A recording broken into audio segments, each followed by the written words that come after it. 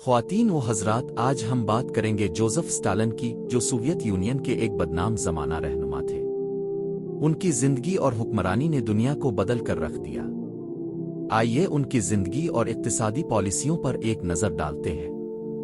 Joseph Stalin 18 دسمبر 1878 کو Georgia کے شہر گوری میں پیدا ہوئے۔ ان کا اصل نام جوزف وسارونوچ جوگاشویلی تھا۔ انہوں نے اپنی ابتدائی تعلیم ایک مذہبی مدرسے میں حاصل کی، لیکن بعد میں انقلابی سرگرمیوں میں شامل ہو گئے۔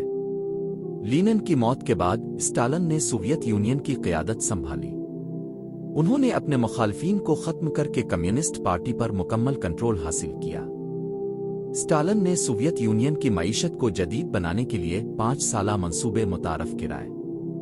ان منصوبوں کے تحت بھاری صنعتوں جیسے کہ اسٹیل، کوئلہ اور مشینری کی پیداوار میں اضافہ ہوا۔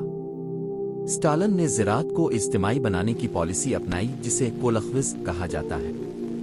اس پالیسی کے نتیجے میں بڑے پیمانے پر قحط اور بھوک مری ہوئی، جس میں لاکھوں لوگ ہلاک ہوئے۔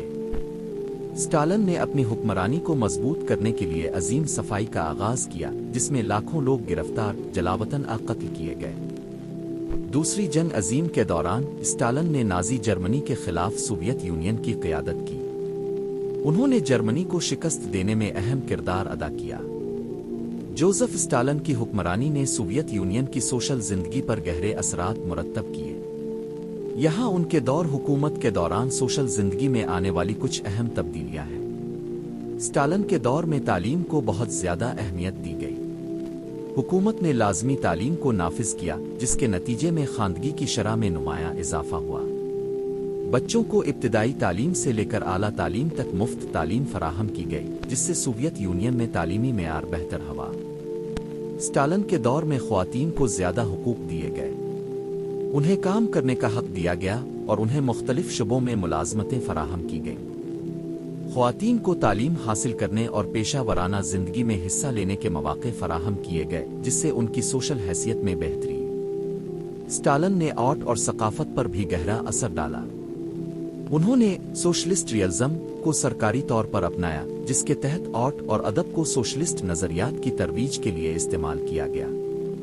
اس پالیسی کے تحت فنکاروں اور ادیبوں کو حکومت کی حمایت حاصل تھی، لیکن انہیں حکومت کی پالیسیوں کے مطابق کام کرنا پڑتا تھا۔ اسٹالن کی حکمرانی کے دوران خوف اور جبر کا ماحول بھی عام تھا۔ عظیم صفائی گریٹ پرچ کے دوران لاکھوں لوگ گرفتار، جلاوطن قتل کیے گئے۔ اس جبر نے سوشل زندگی پر گہرے اثرات مرتب کیے اور لوگوں میں خوف و ہراس پیدا ہوا۔ اسٹالن کے دور میں سوویت یونین کی مختلف اقلیتوں کی حالت بھی متاثر ہوئی۔ کئی اقلیتوں کو ان کی خود مختاری سے محروم کر دیا گیا اور انہیں حکومت کے کنٹرول میں رکھا گیا۔ اس پالیسی نے اقلیتوں کی سوشل زندگی پر منفی اثرات مرتب کیں۔ جوزف اسٹالن کی حکمرانی نے سوویت یونین کی سوشل زندگی کو مکمل طور پر بدل کر رکھ دیا۔ ان کی پالیسیوں نے تعلیم اور خواتین کے حقوق میں بہتری لائی، لیکن ساتھ ہی ساتھ خوف اور جبر کا ماحول بھی پیدا کیا۔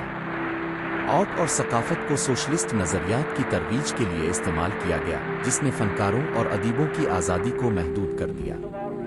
جوزف اسٹالن 5 مارچ 1953 کو انتقال کر گئے۔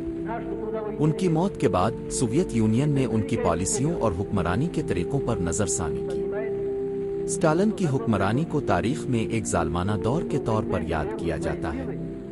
خواتین و حضرات، یہ تھی جوزف اسٹالن کی زندگی اور ان کی اقتصادی پالیسیوں کی کہانی۔ ان کی حکمرانی نے سوویت یونین کو ایک صنعتی طاقت میں تبدیل کر دیا، لیکن انسانی قیمت پر۔ امید ہے کہ آپ کو یہ ویڈیو پسند آئی ہوگی۔